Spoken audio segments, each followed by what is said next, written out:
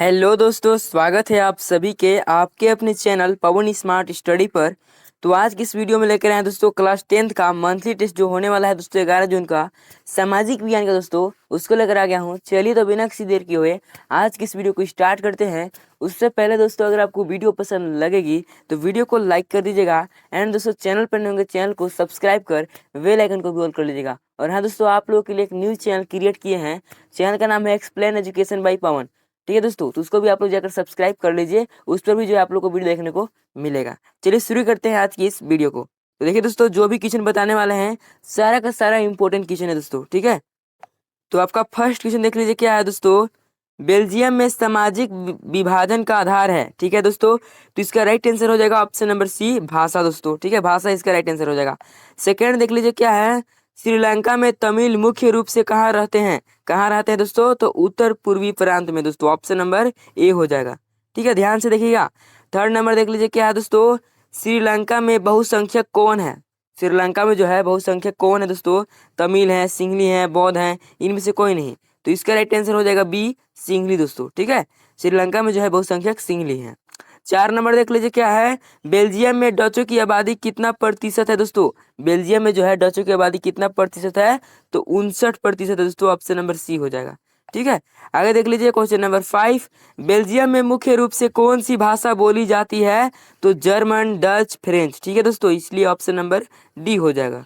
सभी के सभी हो जाएगा दोस्तों। ठीक है, 6 नंबर देख लीजिए, याद रखिएगा दोस्तों, सारा का सारा मोस्ट इंपोर्टेंट क्वेश्चन बताया जा रहा है। ठीक है, और हाँ दोस्तों, अगर हिंदी के चाहिए एंड साइंस का चाहिए दोस्तों तो उसका भी मिल जाएगा, जय चैनल पर अवेलेबल है। ठीक है, देख लीजिए क्या है। 1970 से 1993 के मध्य बेल्जियम के संविधान में कितने संशोधन किए गए? ठीक है दोस्तों, कितने संशोधन किए गए? तो 4। ऑप्शन नंबर ए हो जाएगा। ठीक है, 7 नंबर देख लीजिए क्या है।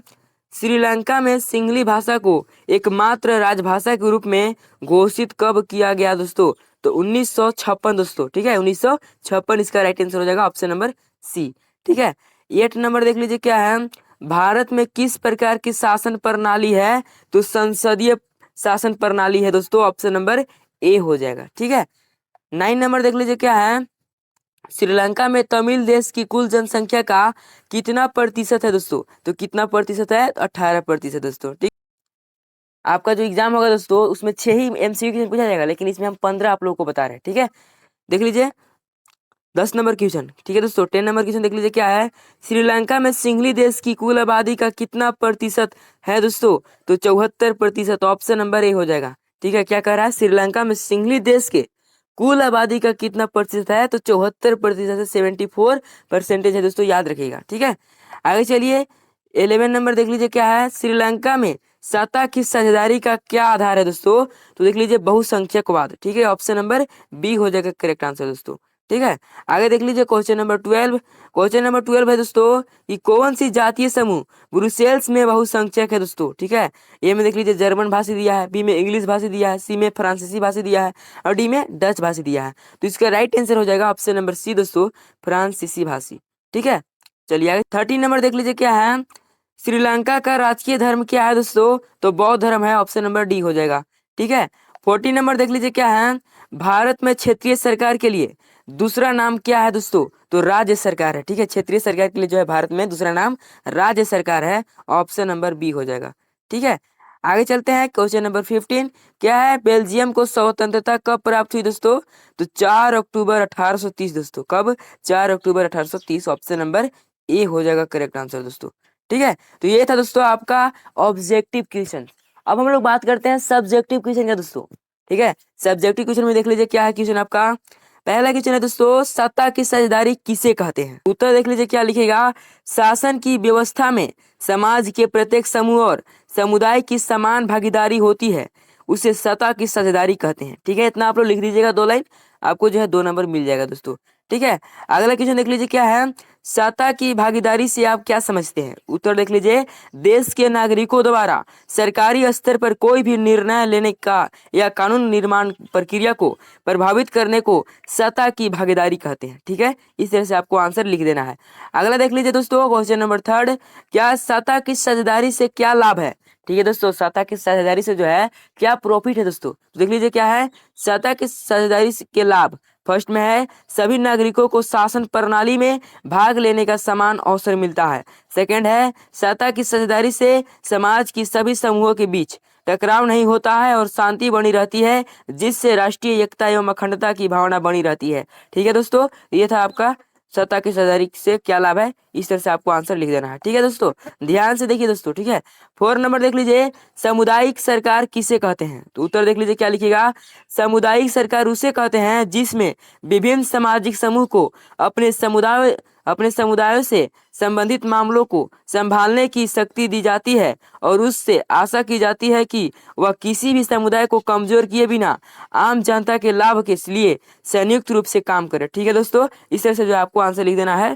ठीक है ना, सामुदायिक सरकार का डेफिनेशन यही है। ठीक है दोस्तों, अगला देख लीजिए क्या है 5 नंबर क्वेश्चन, गृह युद्ध का क्या अर्थ है दोस्तों? तो उत्तर देख लीजिए क्या लिखेगा। किसी देश में सरकार और विरोधी समूह की हिंसक लड़ाई ऐसा रूप ले लगा कि यह वह युद्ध सा लगने लगे, उसे गृह युद्ध कहते हैं। ठीक है दोस्तों, इस तरह से आपको आंसर लिख देना है। अगला क्वेश्चन देख लीजिए, बेल्जियम को स्वतंत्रता कब प्राप्त हुई दोस्तों?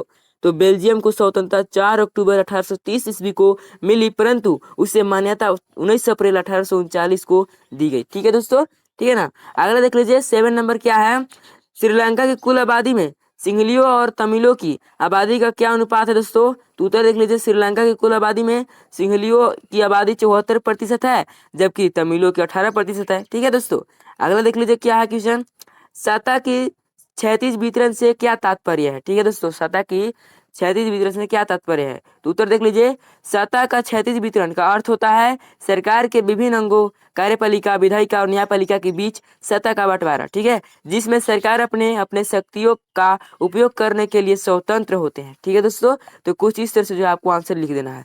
अब देखिए दोस्तों, ये आपका है दीर्घ उत्तरीय प्रश्न। ठीक है दोस्तों, देख लीजिए क्या है, श्रीलंका के समाज की जातीय बनावट की व्याख्या करें। ठीक है दोस्तों, तो उत्तर देख लीजिए क्या लिखेगा, भारत के दक्षिण तट से कुछ किलोमीटर की दूरी पर स्थित श्रीलंका एक द्वीपीय देश है। इसकी आबादी लगभग 2 करोड़ है। श्रीलंका में 2 जातीय समूह के लोग रहते हैं। ठीक है दोस्तों, पहला सिंहली और दूसरा तमिल।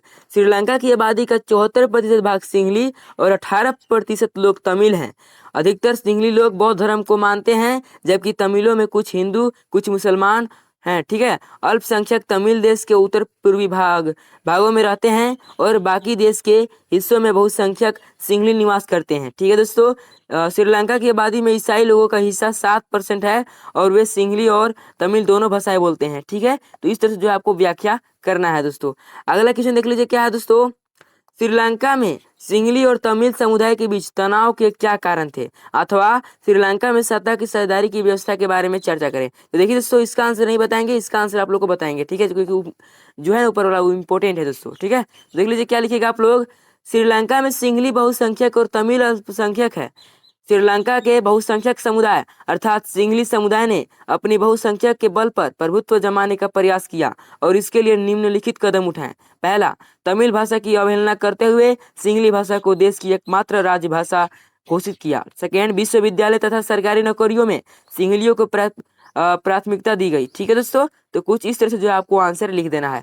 अब देखिए दोस्तों, जो क्वेश्चन बताने वाले हैं ना, एक क्वेश्चन, ठीक है, सत्ता की साझेदारी क्या है और इसके क्या क्या लाभ है दोस्तों। ठीक है, उत्तर देख लीजिए, सत्ता की साझेदारी एक ऐसी व्यवस्था है जिसमें समाज के प्रत्येक समूह और समुदाय की भागीदारी होती है। आज इस साझेदारी में समाज के किसी भी व्यक्ति के साथ भेदभावपूर्ण व्यवहार नहीं किया जाता है। ठीक है, तो यही है दोस्तों सत्ता का साझेदारी। ठीक है, अब इसके लाभ क्या है, ध्यान देंगे दोस्तों। सत्ता की साझेदारी के लाभ, फर्स्ट लाभ है दोस्तों, सत्ता की साझेदारी लोकतंत्र का मूल मंत्र है, जिसके बिना लोकतंत्र की कल्पना नहीं की जा सकती है। ठीक है, सेकंड है, लोगों की शासन की प्रक्रिया में सहभागिता से देश मजबूत होता है दोस्तों। ठीक है, एंड थर्ड है दोस्तों, सत्ता की साझेदारी में भेदभाव का कोई स्थान नहीं है। सभी लोगों के हितों को ध्यान में रख जाता है और उनकी भावनाओं का आदर किया जाता है, जिससे लोगों के बीच संघर्ष कम हो जाता है। और जिस देश में टकराव की भावना नहीं रहती है, वह देश प्रगति की ओर आगे बढ़ता है। ठीक है, आगे देख लीजिए 4 नंबर दोस्तों क्या है, समाज के सभी वर्गों अथवा समूहों को शासन व्यवस्था में भाग लेने का अवसर मिलता है। ठीक है, पांचवा है, समाज में शांति बनी रहती है क्योंकि समाज के विभिन्न समूह के बीच टकराव नहीं होता, जिससे राष्ट्रीय एकता की भावना का मार्ग प्रश्न होता है दोस्तों। ठीक है, तो कुछ इस तरह से जो है आपको आंसर लिख देना है। ये जो क्वेश्चन है दोस्तों बहुत ही इंपोर्टेंट है, सत्ता की साझेदारी क्यों जरूरी है। ठीक है, तो उत्तर देख लीजिए क्या लिखेगा, सत्ता की साझेदारी इसलिए जरूरी है क्योंकि सत्ता का बंटवारा होने से विभिन्न सामाजिक समूह के बीच टकराव कम हो जाता है। टकराव कम होने से सामाजिक हिंसा और अस्थिरता कम हो जाती है। सत्ता की साझेदारी लोकतंत्र की आत्मा है। लोकतंत्र का अर्थ होता है जनता द्वारा शासन। जनता के द्वारा चुने गए प्रतिनिधि अपने अपने कार्य की प्रति उत्तरदायी होते हैं। जब उनके बीच सत्ता की साझेदारी कर दी जाती है तो भी अपने उत्तरदायित्व का निष्पादन स्वतंत्र रूप से कर सकते हैं। ठीक है, संविधान द्वारा उनके कार्य और अधिकार दे दिए जाते हैं। ठीक है दोस्तों, तो यह है सत्ता की साझेदारी क्यों जरूरी है। इस तरह से जो है आपको आंसर लिख देना है, बहुत ही इंपॉर्टेंट क्वेश्चन है दोस्तों। ठीक है, आगे देख लीजिए दोस्तों, सत्ता की साझेदारी क्यों आवश्यक है, तर्क दीजिए। तो देख लीजिए उत्तर है दोस्तों, बस जो भी क्वेश्चन बताया उसी तरह से क्वेश्चन है। विभिन्न सामाजिक समूहों के बीच टकराव को कम करना, एक शॉर्टकट में लिखना है तो दोस्तों। ठीक है, सेकंड देख लीजिए, यह लोकतांत्रिक मूल्यों के अनुकूल है। यह राजनीतिक अस्थिरता को कम करता है। सत्ता में अधिक से अधिक लोगों को भागीदारी बनाता है। ठीक है दोस्तों, इसी को जो है ना, इसी को हम शॉर्ट बना दिए हैं दोस्तों। ठीक है, तो कुछ इस तरह से जो आंसर आप लोग लिख सकते हैं। बाकी दोस्तों कैसी लगी वीडियो पसंद आया तो वीडियो को लाइक कर दीजिएगा। एंड दोस्तों चैनल पर नए होंगे चैनल को सब्सक्राइब कर बेल आइकन को भी ऑल कर लीजिएगा ताकि हर नए वीडियो का नोटिफिकेशन सबसे पहले आप तक पहुंच सके। और हाँ दोस्तों, कल ही बार एग्जाम नहीं है, 11 दिन का ही नहीं दोस्तों, 12 दिन का भी एग्जाम है, इसलिए उसके लिए भी इंपॉर्टेंट क्वेश्चन चाहिए ना, तो सब्सक्राइब करके रखिएगा। ठीक है, चलिए मिलते हैं किसी नेक्स्ट वीडियो के साथ, तब तक के लिए जय हिंद जय भारत।